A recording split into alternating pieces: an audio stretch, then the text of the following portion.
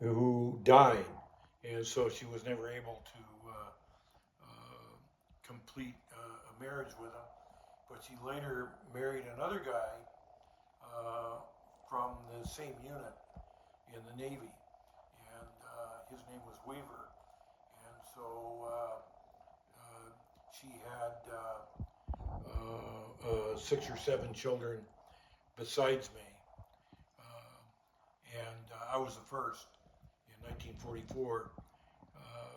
So my name was Michael Bergen, and her name was Constance L. Bergen, and I thought she was Norwegian, but she was actually Irish, and I didn't find my birth family until about 10 years ago, and it was about 10 years after my mother had died.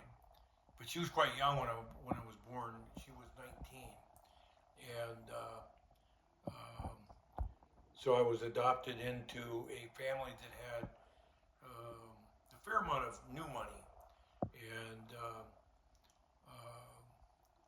my father borrowed money for his real estate business, and he did very well in the real estate.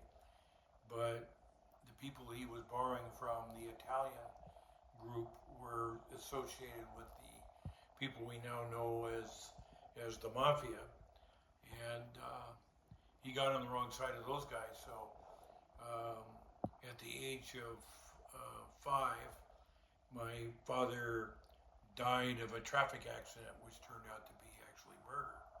So he was murdered, and I ended up living in Napa Valley with on a very large estate that had a lot of money value that I kind of collided with, because I discovered that my real values were not in the money end of things and making money and becoming rich as much as it was in having a valuable life and a good family. And so I ended up grappling with various businesses. My father, Martin Stelling, and his wife, Caroline Stelling, who adopted me, ended up becoming nouveau riche. They became rich. And, I grappled a bit with that because my values were more aligned with other interests, which were the earth, the world, all of life, which I think needs to be taken into account when we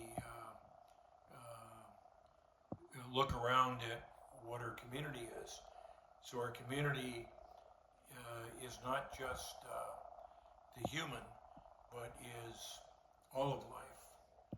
And as we know, our bodies are comprised of large amounts of other living beings that, so to say that I'm an individual, may not be the full truth. The full truth is I'm made of many individuals. The human being is comprised of not billions but trillions of other beings, and we're friends with a lot of these. Like the pig that I had that lived in Bowen Island that everyone got to know so well in the early part of this new millennium and century. But we began to realize that, we are a community of many. And so, where do we draw the line? And my line is really there's no line.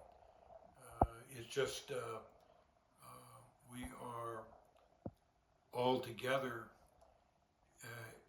as a community, and the community that we live in may be local, but we're part of a larger community, which is the entire, we can say the entire universe. And is there other life on other planets? Don't know yet, but when I was going to school at University of Arizona studying geological engineering, I came to realize that I had a love of science, and my best friend ended up becoming a physicist, and I love physics. I never really took a physics course, but I've read a lot about physics. And anyway, the beauty of the world around us is that it comprises a broad community, and there are many in that community that are associates, and some of them we eat because we eat those who are meant to be eaten by us. It may be spinach, it may be salads, it may be corn, and it may be pigs. But we are not plants. We are animals, and as animals, we cannot photosynthesize. So we must eat other life, and any life we eat is sentient, in my opinion. Plants are as sentient as animals.